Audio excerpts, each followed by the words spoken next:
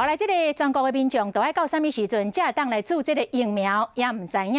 也毋过，新北市政府伫咧邦桥来打造全国第一座的疫苗的接种站。市长侯友宜早起去视察，面对着前一天，伊拜托着中央，互疫苗赶紧入来，莫阁挑战啊！但是总统府马上来澄清讲，无咧挑战哦。来听一下侯友宜安怎来回应。有没有刁难？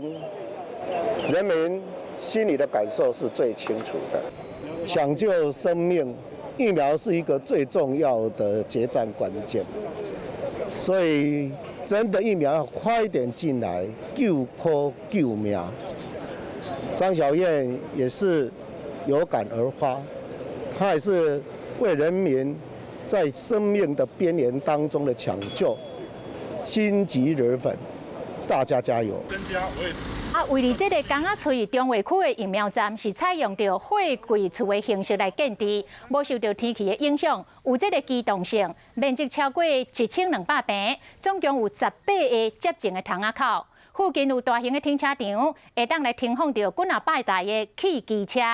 伫启用进前，暂时来作为采检站来使用。初期先开3个窗仔口，上这一天会当提供2000个人来采检。